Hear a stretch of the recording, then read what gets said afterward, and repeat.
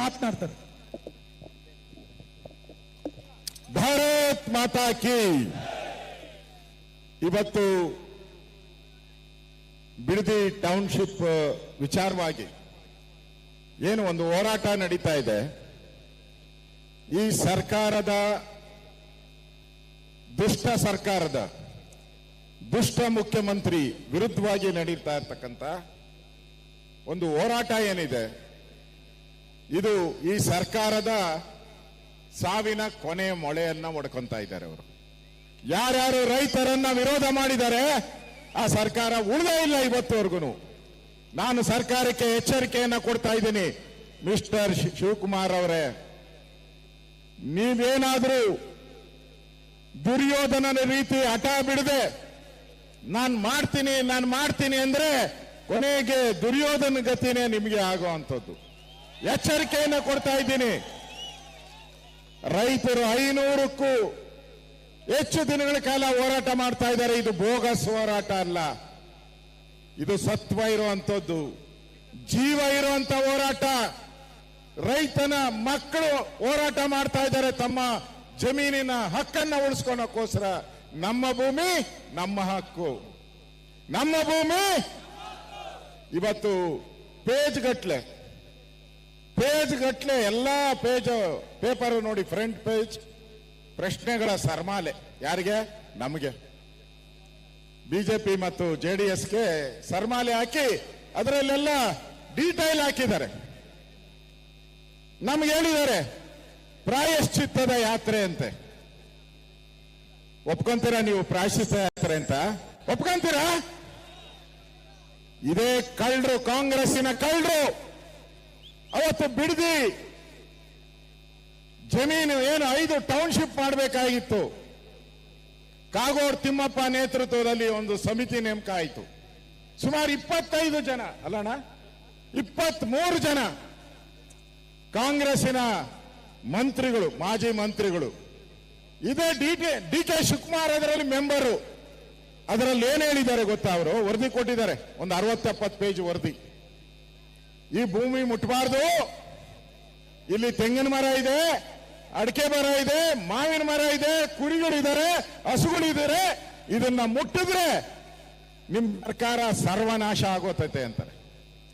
ಇದು ಮುಟ್ಟಿದ್ರೆ ನೀವು ರೈತರಿಗೆ ದ್ರೋಹ ಬಗೆದ್ರಿ ಅಂತ ಇದೇ ಡಿ ಕೆ ಶಿವಕುಮಾರ್ ಅವರು ವರದಿಯನ್ನ ಕೊಟ್ಟಿದ್ದಾರೆ. ಈಗ ಯಾರಪ್ಪ ಪ್ರಾಯಶ್ಚಿತ್ತ ಮಾಡ್ಕೊಬೇಕು? ನೀವೇ ಹೇಳುವರು, ಇಲ್ಲಿ ಬರಲ್ಲ, ಬಿಡದಿ ಮಾಡಬಾರ್ದು ಅಂತ ಹೇಳುವರು ನೀವೇ ತಾನೇ.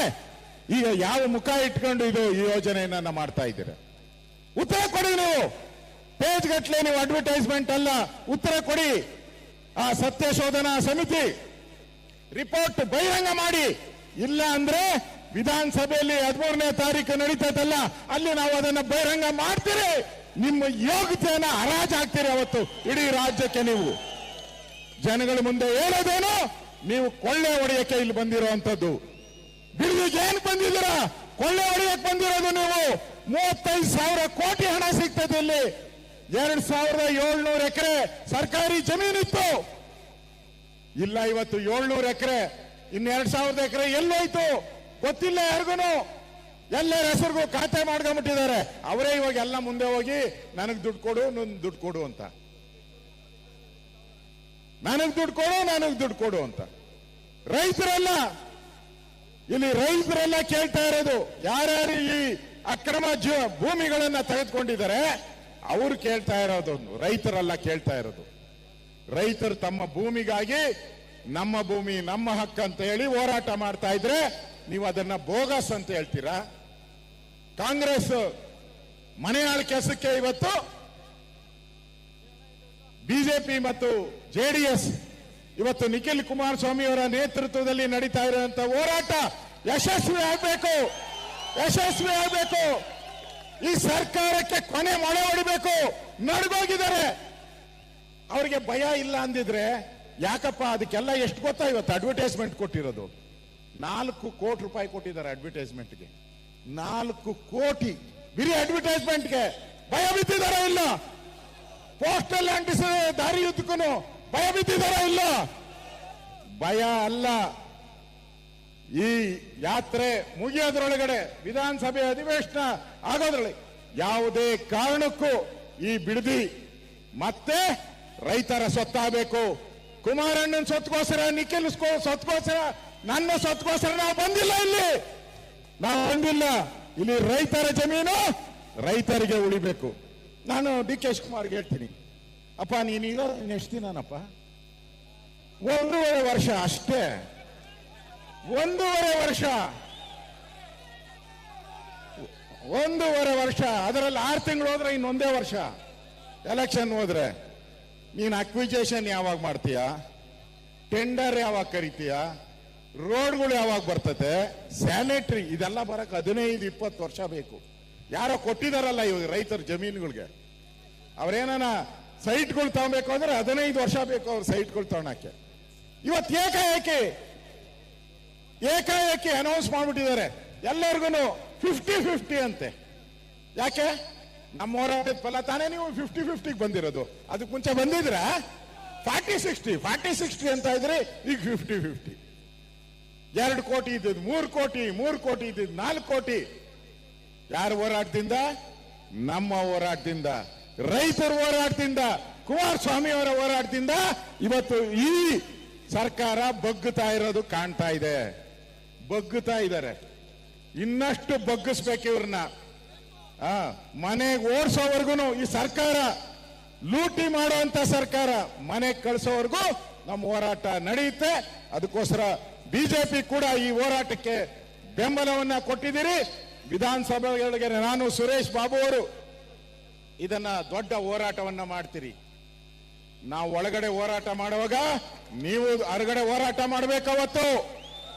ಅಧಿವೇಶನ ನಡೆಯಕ್ಕೆ ಬಿಡಲ್ಲ. ಇದು ತೀರ್ಮಾನ ಆಗಲೇಬೇಕು. ಬಿಡದಿ ಯಾರ್ದು? ರೈತರದ, ಡಿ ಕೆ ಶಿವಕುಮಾರ್ದ ಅಂತ ತೀರ್ಮಾನ ಆಗ್ಬೇಕು. ನಮ್ಮದು ಅಂದ್ರೆ ನಮ್ಮ ಹೋರಾಟ ನಾವು ಮಾಡೇಬೇಕು. ಉಳಿಸ್ತೀರಿ. ಈಗಾಗಲೇ ನಾವು ಕುಮಾರಣ್ಣ ಅವರು ನಾವು ಡಿಕ್ಲೇರ್ ಮಾಡಿದ್ದೀರಿ, ನಮ್ಮ ಸರ್ಕಾರ ಬಂದ್ರೆ ಈ ಪ್ರಾಜೆಕ್ಟ್ ಖತಮ್.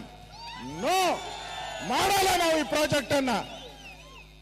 ಇದನ್ನ ನಾನು ಹೇಳ್ತಾ ಇಲ್ಲ, ಇವಾಗ ಹೇಳ್ತಾ ಇದ್ದಾರೆ ಕುಮಾರಸ್ವಾಮಿ ಅವರ ಪಾಪದ ಕೂಸಂತೆ. ಇದು ಪಾಪದ ಕೂಸು ಅಂತಾರೆ. ಯಾವ ಮುಖ ಇಟ್ಕೊಂಡು? ಹಾಗಾದ್ರೆ ಪಾಪದ ಕೂಸು ನೀನೇಕಪ್ಪ ಎತ್ಕೊಂಡಿದ್ಯಾ? ಬೇಡಲ್ಲ, ಬಿಟ್ಬಿಡು. ಇದೇ ನಿಮ್ಮ ಸತ್ಯ ಶೋಧನಾ ಸಮಿತಿ ಅಸೆಂಬ್ಲಿಯಲ್ಲಿ ಮಾತಾಡಿದಾಗ ನೀವು ರೈತ ವಿರೋಧಿ ಕುಮಾರಣ್ಣ ಅಂತ ಹೇಳಿದಾಗ ಕುಮಾರಣ್ಣ ಏನ್ ಹೇಳಿದ್ರು ಗೊತ್ತಾ? ರೈತರಿಗೆ ಯಾವತ್ತು ನಾನು ದ್ರೋಹ ಬಗೆಯಲ್ಲ, ಬಿಡದಿ ಪ್ರಾಜೆಕ್ಟ್ ಅನ್ನ ನಾನು ಮಾಡಲ್ಲ. ಆನ್ ರೆಕಾರ್ಡ್ ಹೇಳಿದ್ದಾರೆ, ವಿಧಾನಸಭೆ ಆನ್ ರೆಕಾರ್ಡ್ ಹೇಳಿದ್ದಾರೆ. ಅದನ್ನು ತರಿಸಿದ್ದೀನಿ ನಾನು ರೆಕಾರ್ಡ್ ಅನ್ನ. ವಿಧಾನಸಭೆಯಲ್ಲಿ ಹೇಳಿದ್ದಾರೆ, ಅದು ಕಾನೂನು. ಒಬ್ಬ ಮುಖ್ಯಮಂತ್ರಿ ವಿಧಾನಸಭೆಯಲ್ಲಿ ಹೇಳಿದ್ರೆ ಅದು ಕಾನೂನು ರೀತಿಯಾಗಿ ನಾನು ಬಿಡ್ತೀನಿ ಅಂತ ಹೇಳಿದ್ದಾರೆ. ನೀವ್ಯಾಕೆ ಮಾಡ್ತೀರಿ? ಅದು ನಮ್ಮ ಸರ್ಕಾರ ಇದ್ದಾಗ, JDS ಸರ್ಕಾರ ಇದ್ದಾಗ ಇದರ 4-1 ನೋಟಿಫಿಕೇಶನ್ ಆಗಿದೆಯಾ? ಇಲ್ಲ. 5-1 ಆಗಿದೆಯಾ? ಇಲ್ಲ. 6-1 ಆಗಿದೆಯಾ? ಇಲ್ಲ. ಅವಾರ್ಡ್ ಆಗಿದೆಯಾ? ಇಲ್ಲ. ಮಾಡಿದವರೆಲ್ಲ ಕಳ್ಳರು ನೀವು. ಅದೇನೋ ಮೊಸ ತಿನ್ಬಿಟ್ಟು ಮೇಕೆ ಮೂತಿಗೆ ಒರೆಸ್ತಾರಲ್ಲ, ಹಂಗೆ ನಮ್ಮ ಮೂತಿಗೆ ಒರೆಸ್ತಾರೆ. ಹಂಗೆಲ್ಲ ಆಗಲ್ಲ. ಜನ ಪ್ರಜ್ಞಾವಂತರಿದ್ದಾರೆ. ಯಾವುದೇ ಕಾರಣಕ್ಕೂ ನಾವು ಈ ಪ್ರಾಜೆಕ್ಟ್ ಅನ್ನ ಮಾಡಕ್ ಬಿಡಲ್ಲ. ಇದು ರಿಯಲ್ ಎಸ್ಟೇಟ್ ದಂಧೆಗೋಸ್ಕರ ಲೂಟಿ ಹೊಡೆದು ರಾಹುಲ್ ಗಾಂಧಿಗೆ ದುಡ್ಡು ಕಳ್ಸಕ್ಕೋಸ್ಕರ ಮಾಡ್ತಾ ಇರೋ ಪ್ರಾಜೆಕ್ಟ್. ನಮ್ಮ ವಿರೋಧ ಇದೆ. ಅದಕ್ಕೋಸ್ಕರ ನಾವು ಹೋರಾಟವನ್ನ ಮಾಡ್ತಾ ಇದ್ದೀರಿ. ಈ ಹೋರಾಟಕ್ಕೆ ಬೆಂಬಲ ಕೊಟ್ಟಿರ್ತಕ್ಕಂಥ ಸಾವಿರಾರು ಜನ ಕಾರ್ಯಕರ್ತರು, ನಾಗರಿಕರು, ರೈತರು ಏನ್ ಬಂದಿದ್ದೀರಾ, ಈ ಯಶಸ್ವಿ ಮಾಡ್ಬೇಕು. ಇದನ್ನ ಯಶಸ್ವಿ ಮಾಡಿ ಸರ್ಕಾರಕ್ಕೆ ಚಡಿಯೇಟನ್ನು ಕೊಡಬೇಕು. ಆ ರೀತಿಯಂತ ಕೆಲಸವನ್ನ ನೀವೆಲ್ಲ ಮಾಡಿ ನಮ್ಮ ಪೂರ್ತಿ ಸಹಕಾರ ನಿಮಗೆ ಇದೆ ಅನ್ನೋ ಮಾತನ್ನು ಹೇಳಿ ನಾನು ಮಾತನ್ನು ಮುಗಿಸ್ತಾ ಇದ್ದೀನಿ. ಧನ್ಯವಾದಗಳು. ಭಾರತ್ ಮಾತಾ ಕಿ. ರೈತ ವಿರೋಧಿ ಕಾಂಗ್ರೆಸ್ ಸರ್ಕಾರಕ್ಕೆ, ರಿಯಲ್ ಎಸ್ಟೇಟ್ ಮಾಡ್ತಾ ಇರೋ ಕಾಂಗ್ರೆಸ್ ಸರ್ಕಾರಕ್ಕೆ, ಜನ ವಿರೋಧಿ ಕಾಂಗ್ರೆಸ್ ಸರ್ಕಾರಕ್ಕೆ, ನಮ್ಮ ಭೂಮಿ. ಧನ್ಯವಾದ. ಅಶೋಕಣ್ಣವರಿಗೆ ಧನ್ಯವಾದಗಳು. ಈಗ ಈ ಕಾರ್ಯಕ್ರಮವನ್ನು ಉದ್ದೇಶಿಸಿ ನಿಖಿಲ್ ಗಣ್ಯವರು